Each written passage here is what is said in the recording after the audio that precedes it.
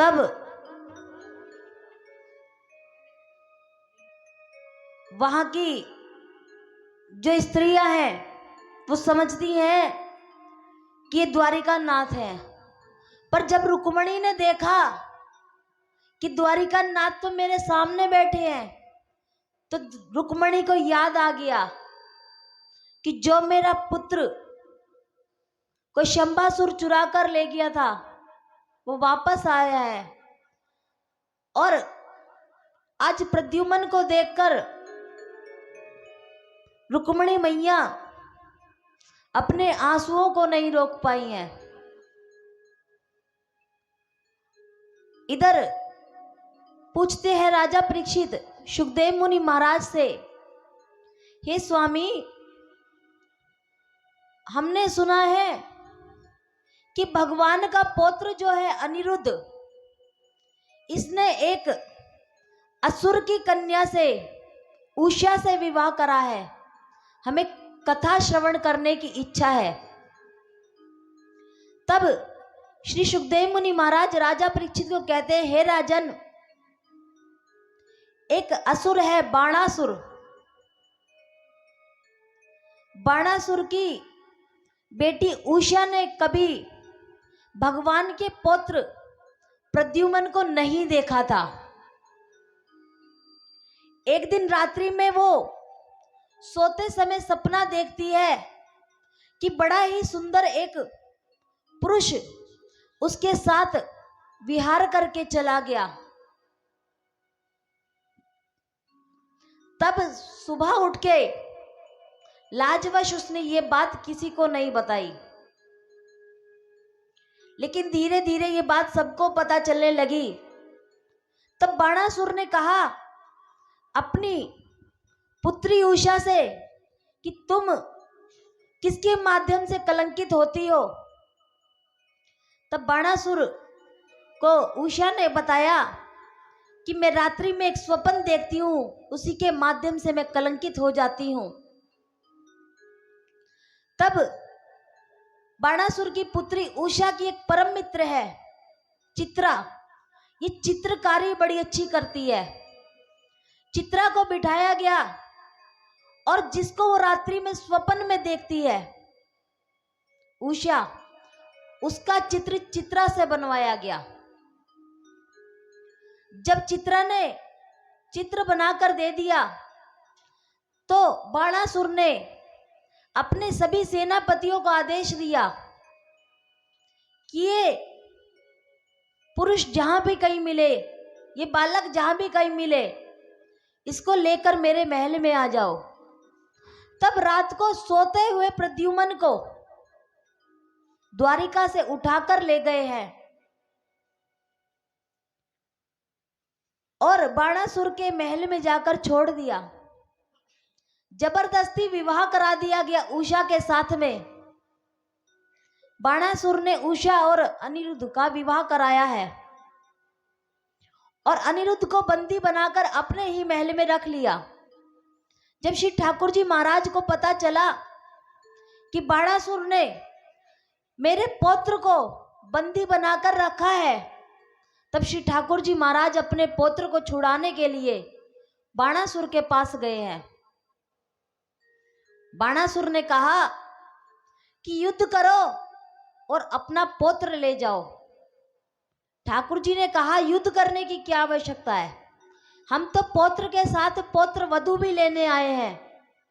तब बाणासुर ने कहा कि मैं अपनी कन्या को तभी आपको दूंगा यदि आप मेरे साथ युद्ध करेंगे। तो राजा परीक्षित सुखदेव मुनि महाराज से पूछते हैं कि बाणासुर युद्ध क्यों करना चाहता है। यदि द्वारिका नाथ अपने पौत्र के साथ पौत्र वधू को स्वीकार करने के लिए तैयार हैं, तो बाणासुर युद्ध क्यों करना चाहता है। तब बताते हैं कि बाणासुर महादेव जी का परम भक्त है और बाणासुर महादेव की जब पूजा करता था तो असुर है, पूजा करनी आती नहीं है। ये जब ठाकुर जी की कृपा से महादेव जी की पूजा करता था, तब इसको पूजा करने में दिन में 20 घंटे से 22 घंटे समाप्त हो जाते थे। पूजा की तैयारी करने में ही ये 16 से 17 घंटे लगा देता था।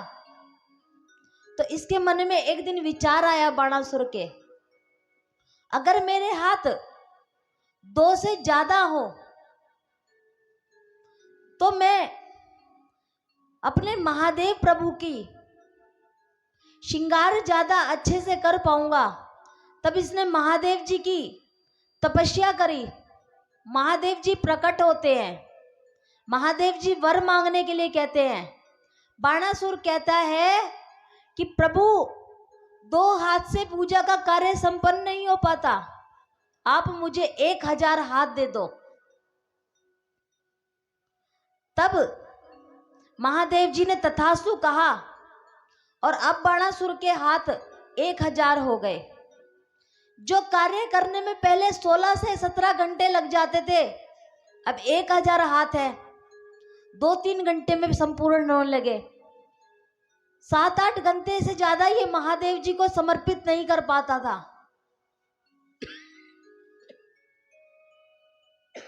श्री राधे। तो इसने अब बड़ी बड़ी पर्वतों पे अपने हाथों को पटकना शुरू कर दिया। हाथों का वजन शरीर के वजन से ज्यादा हो गया। अपने हाथों को पत्थरों पर देकर मारने लगा, चट्टानों पर देकर मारने लगा। फिर इसने महादेव की तपस्या करी। महादेव जी फिर से आते हैं।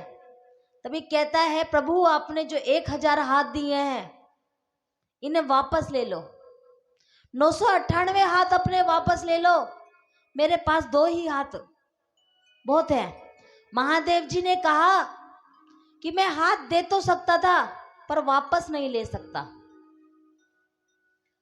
अब इन हाथों से मुक्ति दिलवाने के लिए स्वयं द्वारिका नाथ आएंगे। जब तुम द्वारिका नाथ को देखना तो उनसे युद्ध करने की बात करना। इस राक्षस ने, बाणासुर ने कहा कि मैं युद्ध की बात तो छेड़ दूंगा, वो ठहरे द्वारिका नाथ और मैं एक असुर, मैं युद्ध में विजयी नहीं हो पाऊंगा। मेरी तरफ से युद्ध आप लड़ना। तब महादेव जी ने कहा, तुम्हें युद्ध विजयी होने की क्या आवश्यकता है, हम ऐसी लीला कर देंगे कि ठाकुर जी आते ही तुम्हारे हाथों का उद्धार कर देंगे। इधर जब भगवान के पुत्र को रातों रात प्रद्युम्न को उठा के लिया है और बंदी बना के रख लिया, ठाकुर जी को देखते ही बाणासुर ने कहा कि युद्ध करेंगे। ठाकुर जी युद्ध करने के लिए तैयार हो जाते हैं। तब बाणासुर महादेव जी को याद करता है। रणभूमि में, युद्ध की भूमि में महादेव जी बाणासुर से आगे खड़े हुए थे। महादेव जी को युद्ध में देखकर ठाकुर जी ने बोला कि महादेव जी आपका यहां पर कोई कार्य नहीं है, आप अपने स्थान से चले जाइए, इस स्थान से अपने स्थान पर चले जाइए। तब महादेव जी ने श्री ठाकुर जी को इतना क्रोध दिलवाया कि ठाकुर जी ने अपना सुदर्शन चक्र बाणासुर पे चलाया। महादेव जी बीच से हट जाते हैं और बाणासुर के जो 1000 हाथ लगे हुए थे उनमें से 998 हाथ कट जाते हैं। बोलिए द्वारिका नाथ भगवान की। जैसे ही हाथ कटते हैं तो महादेव जी बीच में आके युद्ध रोक देते हैं। हे द्वारिका नाथ, आपको जिस कार्य के लिए बुलाया था वो कार्य संपूर्ण हो गया। यहाँ पे अपने पौत्र अनिरुद्ध को और पौत्र वधु उषा को लेकर प्रभु द्वारिका नाथ द्वारिका में पधारे हैं। अब श्री सुखदेव मुनि महाराज राजा परीक्षित से कहते हैं कि देखो, सारे पौत्र सारे पुत्र एक साथ चल रहे हैं श्री ठाकुर जी महाराज के साथ में। यहां देखो कितनी सुंदर लीला प्रस्तुत करते हैं। कहते हैं कि भगवान अभी भी 14 वर्ष के ही हैं और भगवान के पुत्र 40 वर्ष के हो चुके हैं, भगवान के पुत्र 20 वर्ष के हो चुके, पर यहाँ भगवान अभी भी 14 वर्ष के ही है। इतनी सुंदर लीला श्री ठाकुर जी महाराज द्वारिका में कर रहे हैं। कहते हैं कि राजन इस प्रकार पूरे आनंद के साथ द्वारिका नाथ अपनी द्वारिका नगरी में रह रहे हैं। राजा परीक्षित सुखदेव मुनि महाराज से कहते हैं, हे प्रभु, हमने सुना है कि एक बार शांति दूत बनकर गए हैं बलराम जी हस्तिनापुर में। तब बलराम जी को वहां पे क्रोध आया और उन्होंने हस्तिनापुर पे हल से वार कर दिया। कहते हैं, कथा विस्तार से सुनिए। दुर्योधन के 2 संतान हैं, पुत्र का नाम लक्ष्मण है और पुत्री का नाम लक्ष्मणा है। इनकी पुत्री भगवान के पुत्र सांब से बड़ा प्रेम करती है, लेकिन दुर्योधन ने उसका विवाह कहीं और तय कर दिया। तब इसने सांब को याद किया और सांब ने आकर लक्ष्मणा के साथ में गंधर्व विवाह किया है। मंडप से हरण करके ले गए लक्ष्मणा का सांब। कहते हैं, राजन, जो कार्य पिता ने करा है वो पुत्र क्यों नहीं करेगा। लक्ष्मी जी के स्वरूप में आई रुक्मणी जी को ये मंडप से मंदिर से हर के ले गए थे। आगे से इनके पुत्र ने भी वही करा। लक्ष्मणा को मंडप से हरण करके रथ में बैठा के ले गए। गंधर्व विवाह किया है, प्रेम विवाह किया है। कौरवों को क्रोध आ गया और इन्होंने बंदी बनाकर रख लिया सांब को। जैसे ही पता चला बलराम को, तो दाऊ आज शांति दूत बनकर आए हैं और कौरवों को समझा रहे हैं कि अब सांब को छोड़ दो, लेकिन कौरवों ने एक ना सुनी। तब बलराम जी को क्रोध आ गया और उन्होंने हल उठाकर हस्तिनापुर में एक बाहर किया है, एक वार किया और एक जोरदार लकीर खींची है। पूरी की पूरी हस्तिनापुर एक तरफ झुक गई और कहते हैं आज भी हस्तिनापुर झुकी हुई है। तब बलराम जी का क्रोध शांत करने के लिए कौरवों ने बड़ी प्यारी स्तुति करी है। राम रामाखिलाधारा प्रभावम न विदामते मूढ़ा नाम न कुबुद्धि नाम छंतुर्मस्तेति क्रमम। बड़ी प्यारी स्तुति करी है। आज बलराम जी को शांत कर रहे हैं स्तुति के माध्यम से। तब बलराम जी लक्ष्मणा और सांब को लेकर द्वारिका पधारे हैं। इस प्रकार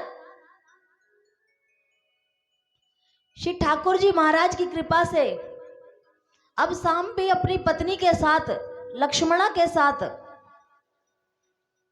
रहने लगा है द्वारिका जी में। इसके पश्चात कहते हैं कि हमने सुना है कि भगवान ने पांडवों के राजसूय यज्ञ में अपना भाग निभाया है। हमें कथा श्रवण करनी है। तो कथाओं को श्रवण करवाते हुए राजा परीक्षित को सुखदेव मुनि महाराज कथा सुना रहे हैं कि किस प्रकार राजसूय यज्ञ में पहुंचे हैं। एक बार युधिष्ठिर ने राजसूय यज्ञ करने का निर्णय लिया। द्वारिका नाथ को इंद्रप्रस्थ आने का निमंत्रण भेजा है। द्वारिका नाथ के पास में निमंत्रण गया। इधर तो राजसूय यज्ञ का निमंत्रण गया है, इधर राजा जरासंध के महल में कुछ ब्राह्मणों को बंदी बनाकर रखा है जरासंध ने। उनकी तरफ से एक ब्राह्मण आया है और कहते हैं द्वारिका नाथ से आकर कि आपको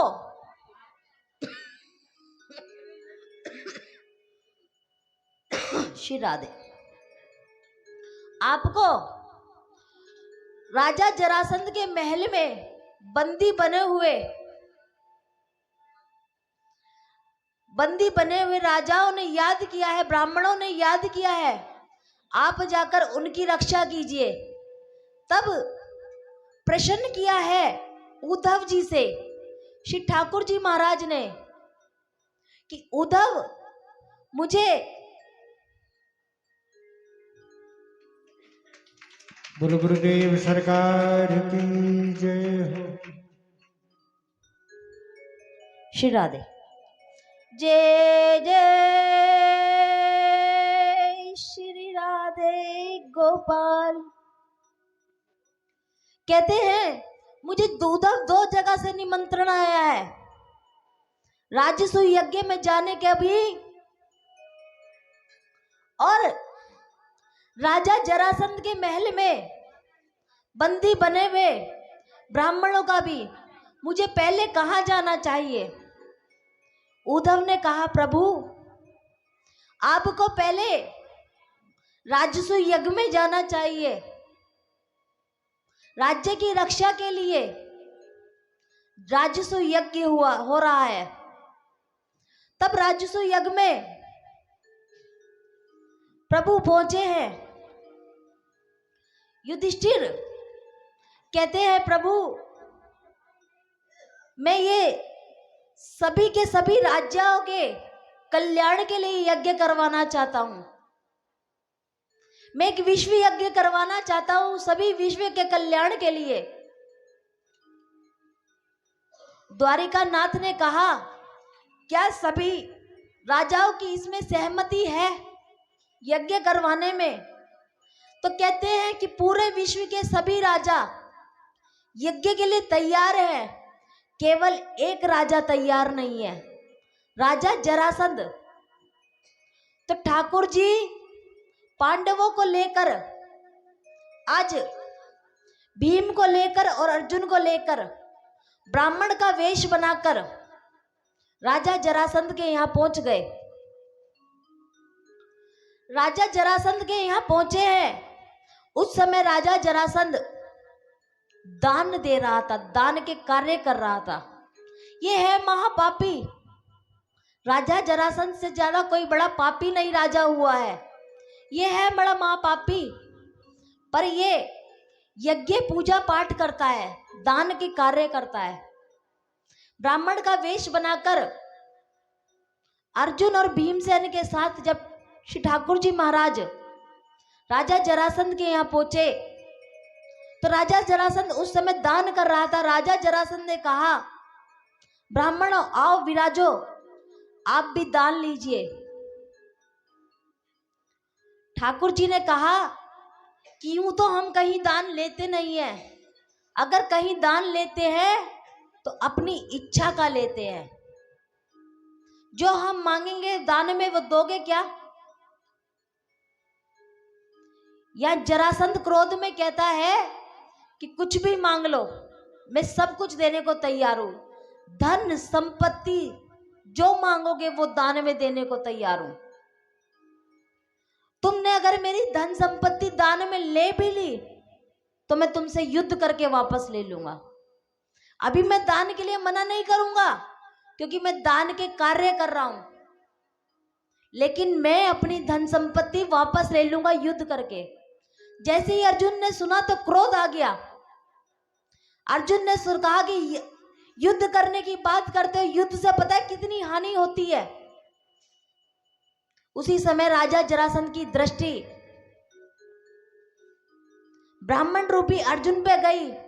उसके हाथ के अंगूठे की तरफ देखा तो कुछ धनुष बाण चलाने के निशान छपे हुए थे। जब पहले के क्षत्रिय धनुष बाण चलाते थे तो उनके हाथों में, अंगूठों में, उंगलियों में निशान पड़ जाया करते थे जो क्षत्रियों के हाथ में होते थे। राजा जरासंध समझ गया कि ये कोई ब्राह्मण नहीं है। तब कहा कि मैं दान में जो मांगोगे वो दूंगा, पहले अपना असली रूप दिखाओ। श्री ठाकुर जी महाराज और अर्जुन भीमसेन अपने असली रूप में आ गए। तो कहते हैं जरासंध श्री ठाकुर जी महाराज से, कन्हैया तुम कोई काम सीधा कर भी सकते हो या नहीं, कि सारे काम टेढ़े हो करने होते हैं। तुम टेढ़े खड़े होते हो, टेढ़ी बंशी बजाते हो, टेढ़ी तरह से युद्ध करते हो, टेढ़ी तरह से कन्याओं का हरण करके उनके साथ विवाह करते हो। श्री ठाकुर जी महाराज ने कहा, अगर मेरी तारीफ कर ली हो तो युद्ध करें। तब जरासंध कहता है, मैं युद्ध तो करूंगा पर तुम्हारे साथ नहीं करूंगा द्वारिकानाथ। तुम्हें तो मैं यूं ही युद्ध में पछाड़ दूंगा। अगर तुम युद्ध में जीत सकते तो मेरे सामने से रणभूमि ना छोड़ के जाते। तुम रणभूमि छोड़कर भाग गए थे मेरे सामने से। ठाकुर जी ने कहा, वो तो हम जनहित के लिए भागे थे। बोले मुझे नहीं पता कि तुम किस लिए भागे थे, मेरी तरफ से तो तुम रणभूमि छोड़कर भागे थे। और रणभूमि वही छोड़कर भागता है जिसे अपनी हार का भय होता है कि मैं हार जाऊंगा। ठाकुर जी ने कहा, मुझे वैसे भी तुम्हारे साथ युद्ध करना नहीं है। जो मेरे हाथों मारा जाता है वो मेरे परम धाम जाता है। तुम मेरे परम धाम जाने योग्य हो ही नहीं। भीमसेन के साथ में युद्ध करने लगते हैं जरासंध। यहां 18 दिन बीत चुके हैं, जरासंध मारा नहीं जा रहा। भीम ने हर दाव हर पेच लड़ लिए पर जरासंध नहीं मारा जा रहा है। तो राजा परीक्षित सुखदेव जी से पूछते हैं कि जरासंध इतना बड़े विशाल राजा से, जिसके हाथ में हर कला है, जो हर दाव पेच जानता है भीमसेन, उसके हाथ से क्यों नहीं मारा जा रहा है। सुखदेव मुनि कहते हैं, हे राजन, ये जो जरासंध है ये जन्म से असुर, जन्म से राक्षस नहीं है। इसका जन्म एक ब्राह्मण परिवार में हुआ था। इसके पिताजी कर्मकांडी ब्राह्मण थे और उनके 2 पत्नियां थी, पर दोनों में से एक को भी संतान नहीं थी। तब राजा जरासंध के पिताजी एक संत से मिले, संत को अपनी व्यथा सुनाई। तो संत ने उनको एक फल दिया, ब्राह्मण को एक फल दिया कि जाकर अपनी पत्नी को खिला देना, तुम्हारी पत्नी गर्भवती होगी। या जरासंध के पिताजी ने, ब्राह्मण ने पूछा ही नहीं कि कौन सी पत्नी को फल खिलाना है। बड़ी द्विधा हुई, दुविधा में सोचने लगे कौन सी पत्नी को फल खिलाऊं। तब फल को 2 हिस्सों में काटकर अपनी दोनों पत्नियों को आधा आधा दे दिया। दोनों पत्नी एक साथ गर्भवती हुई, दोनों पत्नी ने एक साथ संतान को जन्म दिया, पर संतान बीच में से आधी जन्मी ली। आधी एक पत्नी के गर्भ में और आधी दूसरी पत्नी के गर्भ में।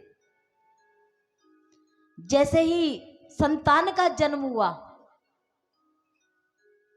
तो यह ब्राह्मण ये सोच सोच के रोने लगा कि पहले संतान थी नहीं, संतान के लिए दुखी था, आज संतान है तो वो तो 2 हिस्सों में है, मैं समाज को क्या कहूंगा।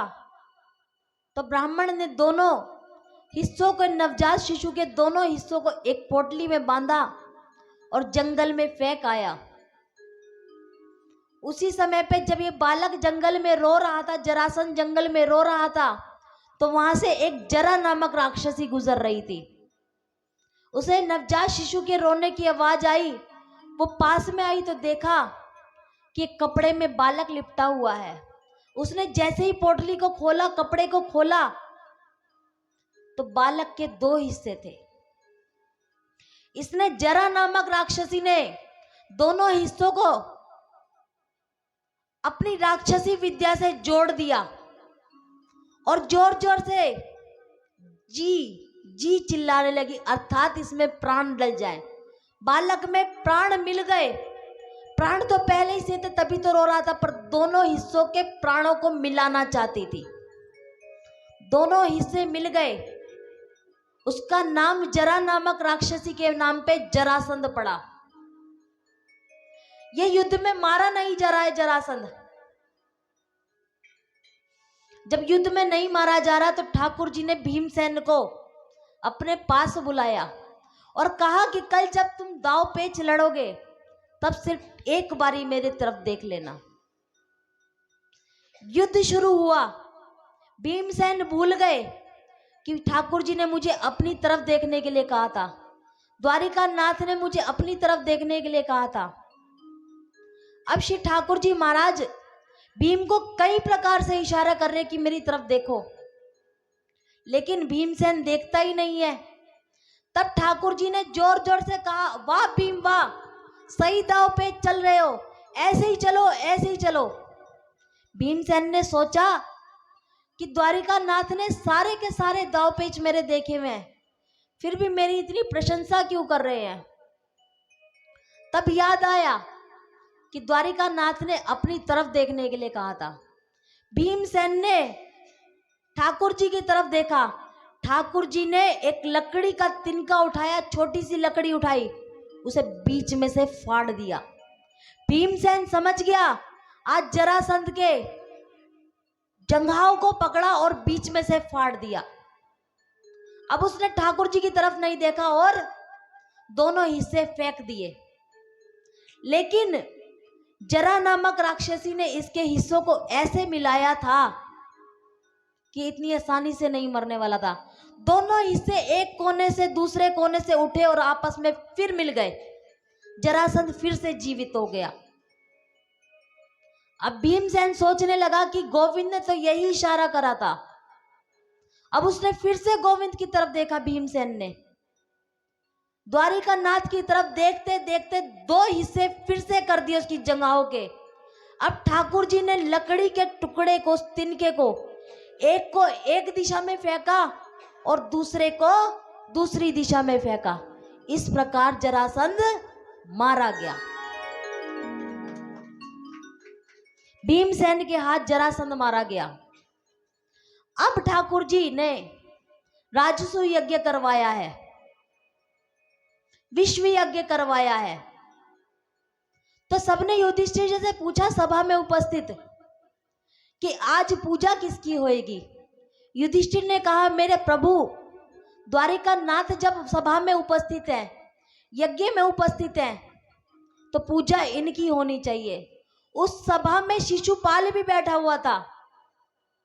शिशुपाल ने कहा कि इतने सारे ऋषि, गंधर्व, देवता उपस्थित हैं, तो इन सब की पूजा अर्चना छोड़कर एक चोर गवाले की पूजा क्यों करी जाएगी। अर्जुन को क्रोध आ गया। अर्जुन अपना धनुष बाण शिशुपाल पे चलाने लगे। ठाकुर जी ने कहा, अर्जुन इसको मारने का अधिकार तुम्हारा नहीं है, मैंने अपनी बुआ को वचन दे रखा है, ये ऐसे ही नहीं मरेगा। शिशुपाल को भगवान कहते हैं कि शिशुपाल अपनी जीविया को यही विराम दे। मैंने अपनी बुआ से वचन दिया था कि मैं तेरे 100 गुनाहों को क्षमा करूंगा, 101वां गुनाह क्षमा नहीं करूंगा। अपनी जीविया को यही विराम दे दे। यहां शिशुपाल गाली पे गाली दिए जा रहा है द्वारिका नाथ को। 98 गाली दे चुका है। ठाकुर जी कहते हैं शिशुपाल अपनी जीविया को यही विराम दे दे। 100 गाली संपूर्ण होने वाली है। अगर 100 गाली पूरी हो गई तो तेरे प्राण चले जाएंगे। शिशुपाल कहता है कि जिसने 98 गाली सुन ली उसके लिए 99 क्या, 100 क्या, और 101 क्या और 110 क्या।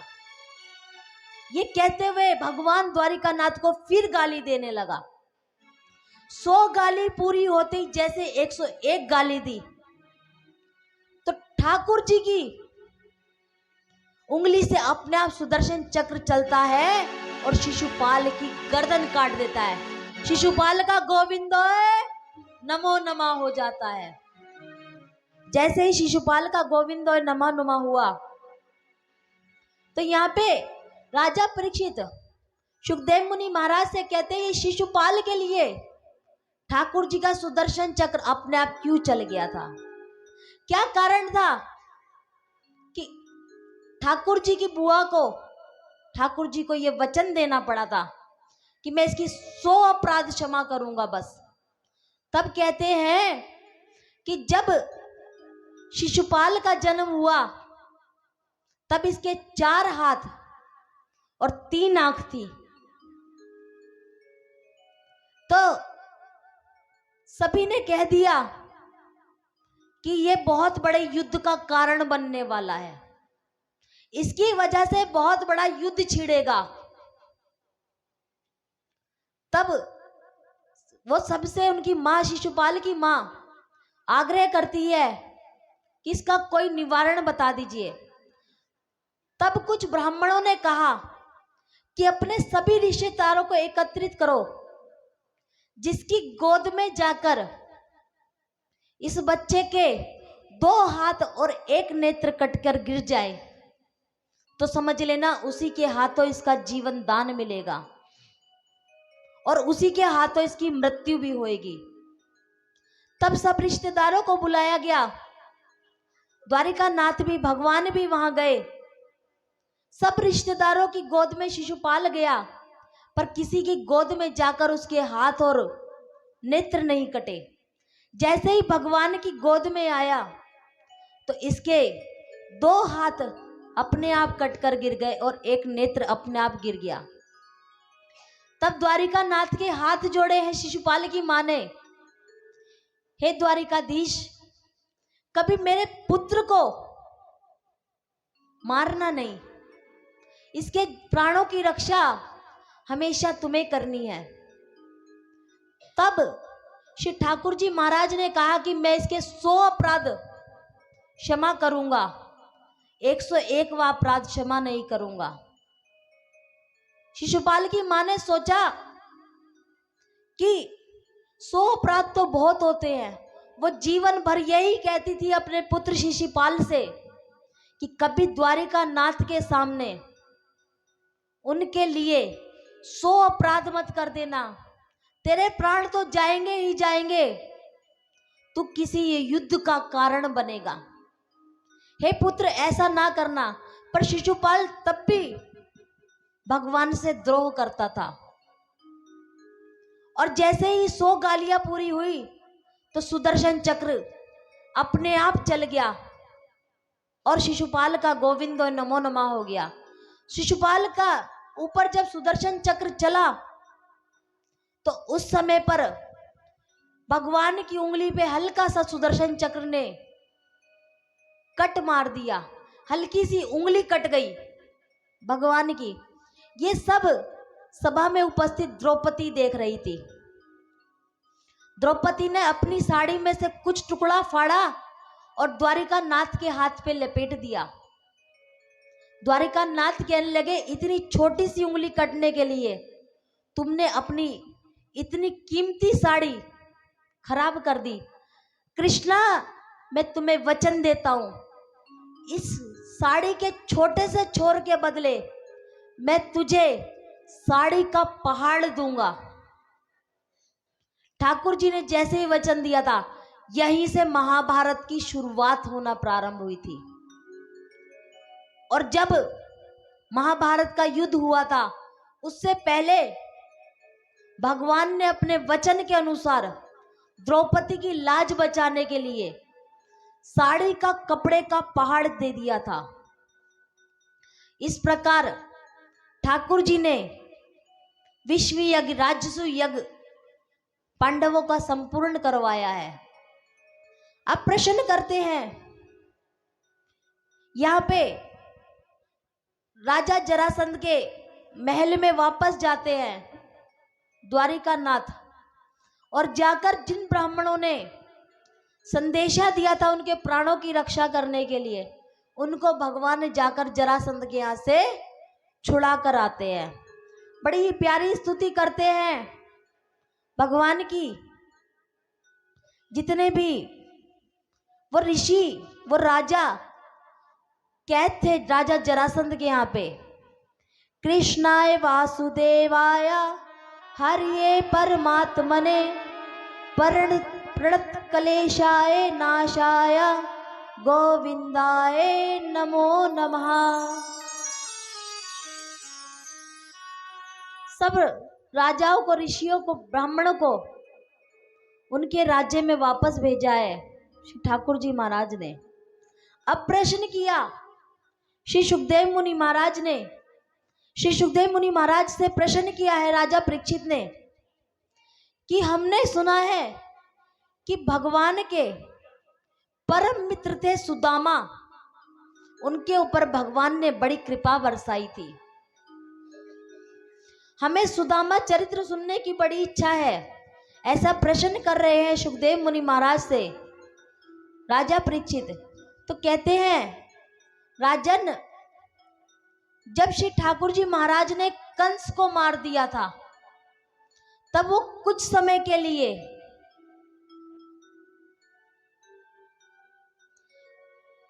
उज्जैन में गुरुकुल में शिक्षा लेने के लिए गए थे।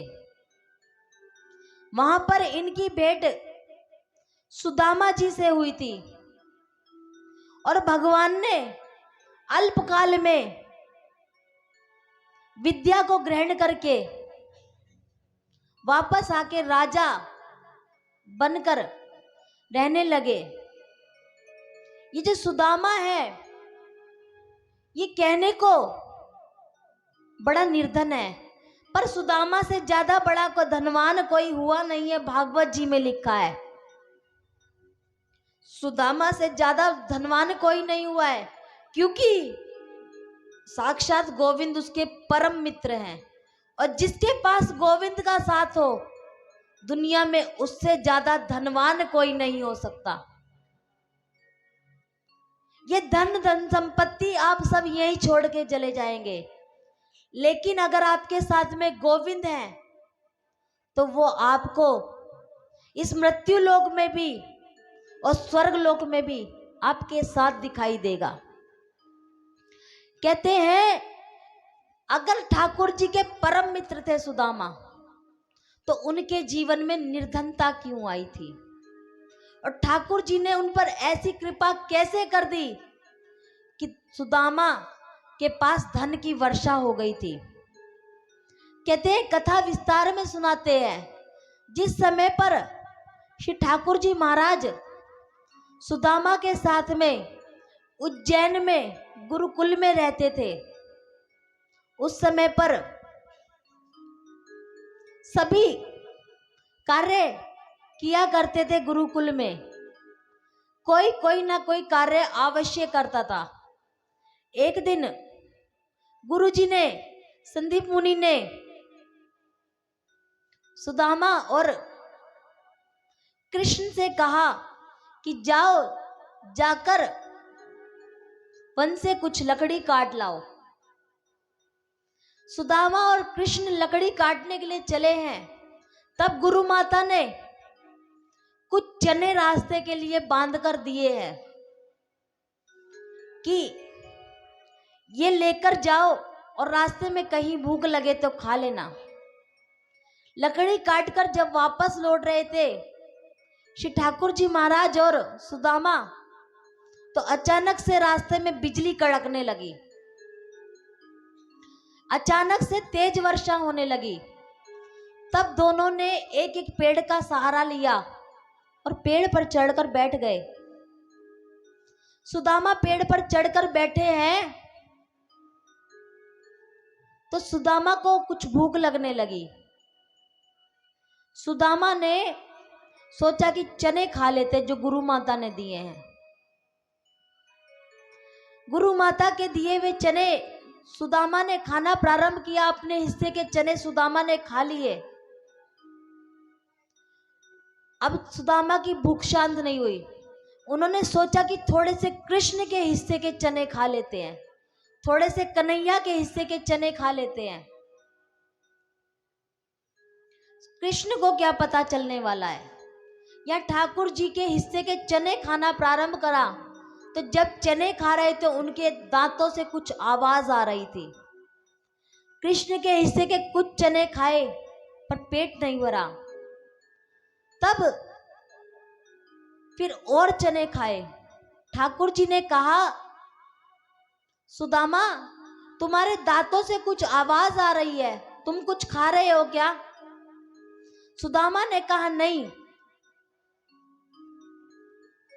मैं कुछ नहीं खा रहा हूं, ये तो मेरे दांत बज रहे हैं ठंड के मारे कपकपी से। ये कहते हुए सुदामा ने कृष्ण के हिस्से के सारे चने खा लिए। बारिश रुकी, दोनों पेड़ से नीचे उतरे। श्री ठाकुर जी महाराज ने कहा, सुदामा बड़ी जोरों की भूख लगी है, जो गुरु माता ने आपको चने दिए थे, गुरुजी ने जो चने दिए थे वो चने खाने के लिए दे दो।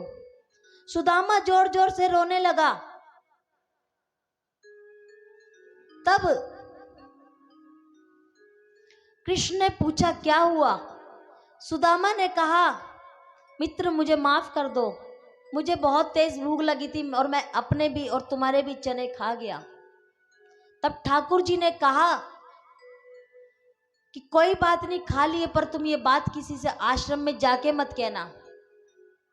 सुदामा ने कहा, ठीक है, पर यह बात गुरुजी और गुरु माता को आश्रम में बैठे बैठे पता चल गई। आज उन्होंने वहीं से बैठे बैठे श्राप दे दिया कि सुदामा ने कृष्ण का हिस्सा मारा है, उसके हक का खाया है। जीवन में जितनी ज्यादा दरिद्रता हो सकती है वो सुदामा को मिले। या सुदामा को श्राप लगा है, जिंदगी में कोई भी कार्य करो पर किसी का हक कभी मत मारना। किसी के हक का अगर आप खाओगे तो समझ लेना कि भगवान आपके हक का भी समाप्त कर रहे हैं। एक तो सुदामा के श्राप की कथा ये आती है कि सुदामा को ऐसे श्राप लगा। एक कथा और आती है, वो कथा ये आती है कि एक बुढ़िया थी, उसके जीवन में ना तो उसका पति था, ना उसका कोई पोता था, ना कोई पुत्र था। वो अपना जैसे तैसे मांग के, रूखी सूखी मांग के गुजारा करती थी।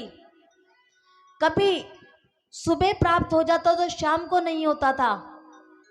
एक दिन उस बुढ़िया को कहीं से चने मिले।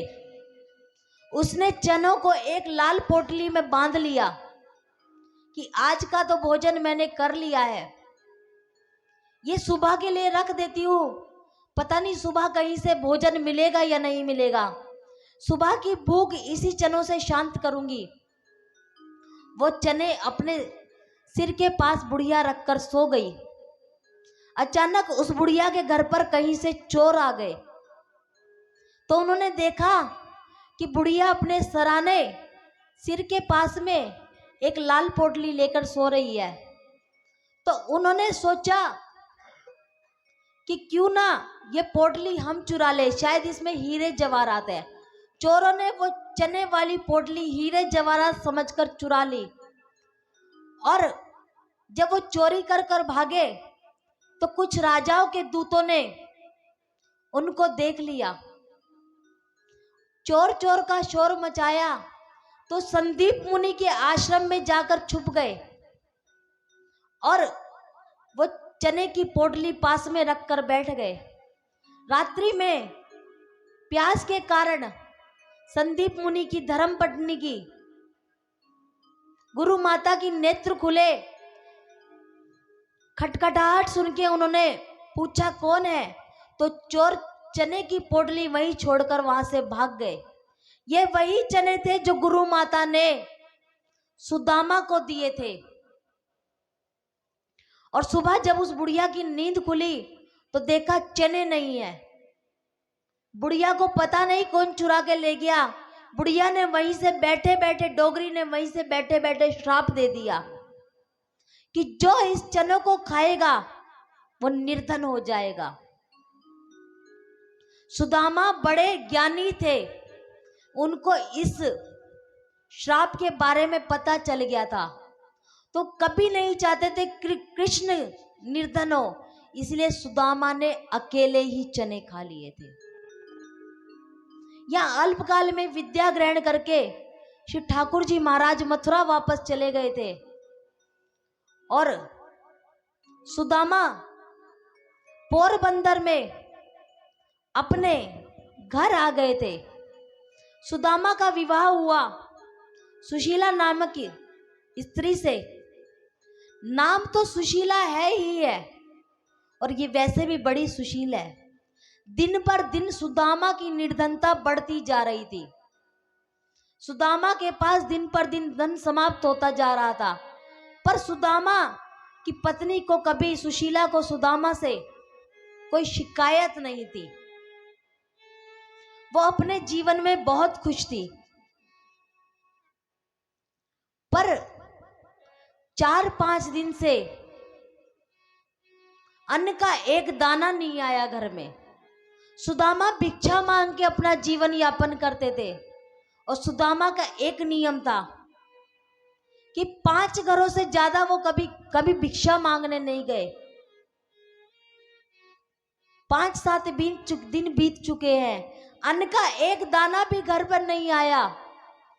सुदामा श्री ठाकुर जी महाराज के नाम की जपमाला करते हैं। उन्होंने तब भी उस जपमाला में कभी भी कृष्ण से, ठाकुर जी से कुछ नहीं मांगा। पति पत्नी तो अपना जीवन भूखे रहकर गुजार रहे हैं, पर संतान का क्या? संतान भूखी नहीं रह पा रही है। सुदामा की पत्नी कहती है सुदामा से कि मैं तो अपना जीवन जैसे भी काट लूंगी,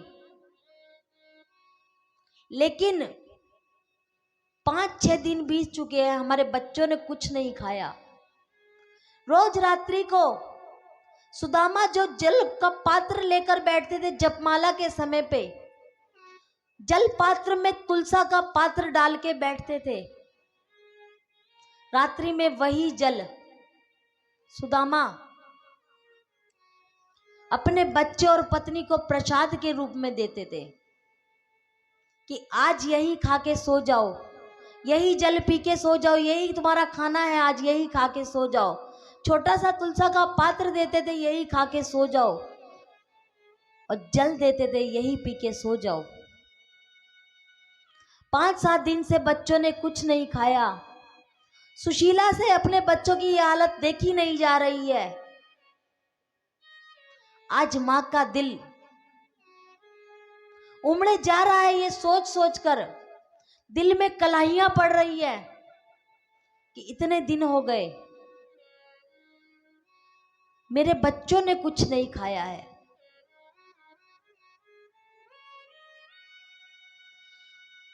फल तो क्या, अन्न भी नसीब नहीं हो रहा। अगर दिन में एक समय भी अन्न नसीब हो जाए तो कम से कम मैं अपने बच्चों का पेट भर सकूं। एक समय का तो भोजन करके मेरे बच्चे अपना जीवन काट सकते हैं, पर यहां तो एक समय भी प्राप्त नहीं हो रहा। अब एक दिन जो सबसे छोटा बेटा है सुदामा का, उसको मूर्छा आने लग रही है भूख के कारण। जल के छींटे मारकर होश में लाती है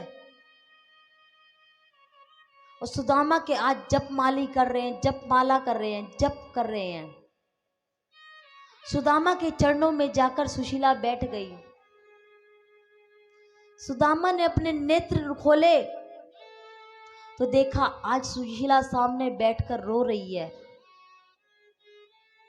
सुदामा ने रोने का कारण पूछा। सुशीला ने कहा, स्वामी मैं आपकी अर्धांगिनी हूं, आप मुझे जिस हाल में रखोगे मैं उस हाल में रह लूंगी, पर मुझसे अपने बच्चों का ये दुख देखा नहीं जाता। आप हमारे बच्चों के लिए कहीं से भोजन की व्यवस्था कर लें। सुदामा ने कहा कि सुशीला, मैं जाता तो हूं रोज भिक्षा मांगने के लिए, भिक्षा नहीं मिलती तो मैं क्या करूं। मैं भी जानता हूं मेरे बच्चों ने एक सप्ताह से कुछ नहीं खाया है, मैं भी उनका पिता हूं, उनको भूखा रहते हुए मुझसे भी नहीं देखा जाता, पर मैं क्या करूं। इस अन्न के लिए मैं 5 घरों में भिक्षा मांगने जाता हूं, तब भी मुझे भिक्षा नहीं मिलती है। अगर मैं पूरा दिन भिक्षा मांगने में बिता दूंगा तो गोविंद का कीर्तन कब करूंगा। गोविंद को अगर लगेगा कि हमारे बच्चों को भूख लगी है तो व्यवस्था खुद कर देंगे। सुना, गोविंद का नाम ले रहे हैं तो कहा कि आपने एक बारी बताया था कि गोविंद आपके परम मित्र हैं। अभी कुछ ही दिन पहले एक साधु के माध्यम से मुझे पता चला कि आपके मित्र गोविंद, आपके मित्र कन्हैया द्वारिका के राजा बन गए हैं। जाओ, जाकर अपने मित्र से कुछ मांग लाओ। अरे सुशीला, ये क्या कहती है तू मुझे कन्हैया के पास मांगने भेज रही है। आज तक मैंने कभी कन्हैया से कुछ नहीं मांगा, मैंने केवल एक ही चीज मांगी है कि मेरे अंदर भक्ति हो। आज बच्चों को भूखा देखकर पहली बारी सुशीला को क्रोध आ गया और सुशीला ने क्रोध में कहा कि तुम अपनी भक्ति करते रहना, चाहे तुम्हारी वजह से मेरे बच्चे मर ही क्यों ना जाएं। सुशीला के ऐसे कटु शब्द सुन के आज सुदामा के नेत्रों से अश्रु की धारा प्रवाहित हो रही है। सुदामा ने कहा कि सुशीला, आज तक तूने मेरे से कभी ऐसी बात नहीं करी, आज किसके प्रति तेरे मन में क्रोध है। तब सुशीला ने कहा, प्रभु स्वामी, मेरे को किसी के लिए क्रोध नहीं है, बस मैं अपने बच्चों की प्राणों की रक्षा करने के लिए आपसे कह रही हूं। अगर आप उन्हें समय पे भोजन दे देंगे तो मेरे बच्चों के प्राण बच जाएंगे। आप द्वारिका नाथ के पास जाइए तो कहते हैं कि मैं बहुत साल पहले द्वारिका नाथ से मिला था, पता नहीं अब तक तो वो मुझे भूल गया होगा। सुशीला ने कहा, जब आप गोविंद को नहीं भूले तो गोविंद आपको कैसे भूल सकता है। अगर आप भूल भी गए होते तब भी गोविंद आपको नहीं भूलता। आपको गोविंद नहीं भूला होगा। आप मेरे कहने से मेरे बच्चों के लिए एक बारी द्वारिका चले जाएं। सुदामा ने कहा कि मित्र से इतने वर्षों बाद आज मैं मिलने जा रहा हूं तो मैं कुछ लेकर तो जाऊंगा उसके लिए भेंट स्वरूप, खाली हाथ कैसे ले जाऊं, वो द्वारिका का राजा है। तब सुशीला कहती है कि मैं कुछ व्यवस्था करके आती हूं। सुशीला पड़ोस से कुछ घरों से चावल मांग के लाती है, अलग अलग प्रकार के चावलों को आज पोटली बांधती है सुशीला, सुदामा को देती है। सुदामा अपने काख में उस पोटली को दबाते हैं और सुशीला से कहते हैं कि मैं द्वारिका नाथ से कुछ मांगना तो चाहता नहीं हूं, पर तुम इतना कह रही हो तो मैं जाता हूं। पता नहीं मैं द्वारिका नाथ से कुछ मांग पाऊंगा या नहीं मांग पाऊंगा, लेकिन जब तक मैं आता हूं तब तक अपना और हमारे बच्चों का ध्यान रखना। आज लाठी हाथ में लेकर शरीर बिल्कुल जर्जर हो चुका है, कई दिनों से सुदामा ने कुछ खाया नहीं है, चलने की क्षमता नहीं बची सुदामा के यहाँ। आज सुदामा चले हैं, पोरबंदर से निकले हैं और नदी किनारे बैठ गए।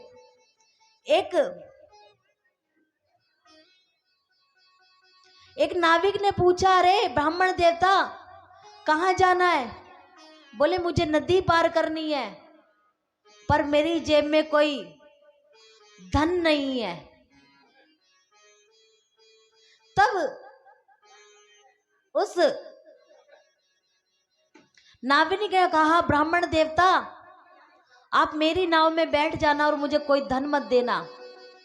सुदामा को नाव पार करवाई है नाविक ने, गंगा पार करवाई है। नाव से गंगा पार करके एक पेड़ के नीचे बैठ गए। शरीर जर्जर हो चुका है, चला नहीं जा रहा। ऐसी शीतल छाव चली। इधर द्वारिका नाथ के हृदय में आज प्रेम उमड़ रहा है कि मेरे सुदामा मुझसे मिलने के लिए आ रहे हैं। सुदामा पेड़ के नीचे बैठे, पैर में कांटे चुभे हैं, जूतियां नहीं है पैरों में, पैर में कांटे चुभे हैं, चला नहीं जा रहा। तब सुदामा कहते हैं कि गोविंद मुझसे तो ये परली पार आया नहीं जाता, तू अपने परली पार मुझे बुला ले। तब ये कहते कहते कब सुदामा के नेत्र बंद हो गए, कब उनकी नींद लग गई उन्हें पता नहीं चला। जब उनकी नेत्र खुले तो योग माया के माध्यम से श्री ठाकुर जी महाराज ने उनको द्वारिका बुला लिया हुआ था। एक बड़े से बगीचे में सुदामा के नेत्र खुले हैं और सुदामा ने माली से पूछा, ये कौन सी जगह है? उसने कहा, ये द्वारिका दीश की द्वारिका 6। सुदामा ने कहा, द्वारिका 6? मुझे तो यही नहीं पता, मुझे 1 द्वारिका में जाना था, 2 में जाना था कि 5 में जाना था, मैं द्वारिका 6 में कहां से आ गया? माली ने कहा कि द्वारिका 6 यानी कि द्वारिका है, या है को बोलते हैं 6। बोले द्वारिका है। तब ब्राह्मण देवता ने कहा कि कन्हैया यहां कहां रहता है? माली ने कहा, हमें नहीं पता कौन कन्हैया। कहते हैं, वर्णन करते हैं कैसे दिखते हैं द्वारिका नाथ। वर्णन सुना तो कहते हैं कि वो कन्हैया नहीं है, वो तो द्वारिका नाथ है, द्वारिकाधीश है।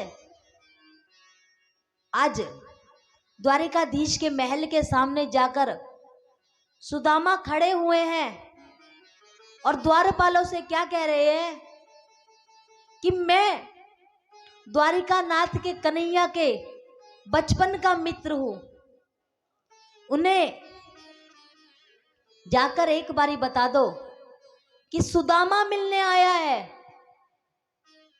ब्राह्मण देवता की हालत देखी कि पैर में जूती नहीं है, सर पे साफा नहीं है, और ये द्वारिका नाथ का मित्र बताता है अपने आप को। तब हंसी उड़ाई, मजाक बनाया। एक द्वारपाल ने कहा कि चलो कन्हैया को जाकर बताते हैं कि कोई ब्राह्मण आया है, वो द्वारिका नाथ का खुद को मित्र बताता है। कि देखो देखो ये गरीबी कहा, कि देखो देखो ये गरीबी कहा, कृष्ण के दर पे विश्वास लेके आया, मेरे बचपन का यार है मेरा श्याम, यही सोच कर मैं आस लेके आया हूँ।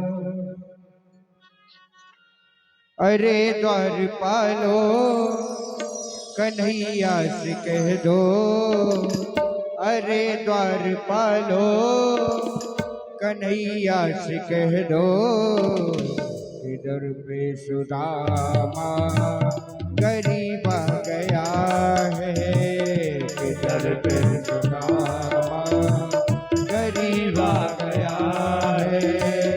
अरे द्वारपालो कन्हैया से कह दो, इधर पे सुदामा गरीब आ गया है। भटकते भटकते न जाने कहाँ से, भटकते भटकते न जाने कहाँ से तुम्हारे महल के करीब आ गया है, तुम्हारे महल के करीब आ गया है।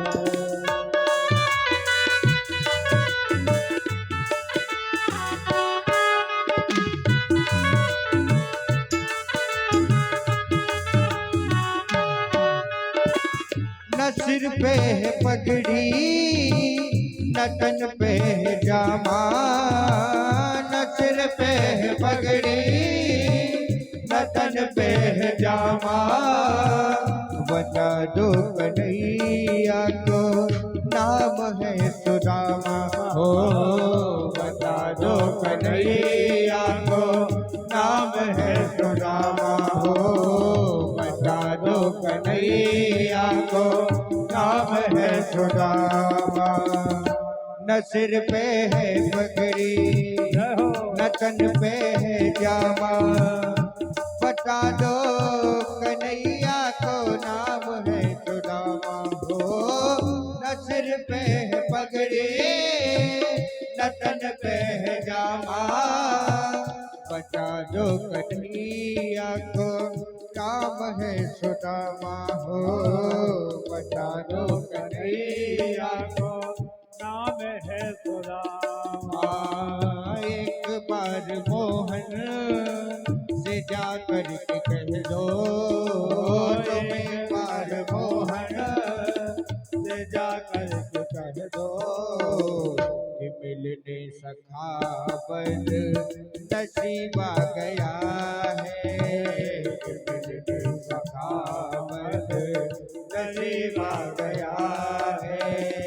अरे द्वारपालो कन्हैया से कह दो, अरे द्वारपालो कन्हैया से कह दो, मिलने सुदामा करीब आ गया है, मिलने सुदामा करीब आ गया है।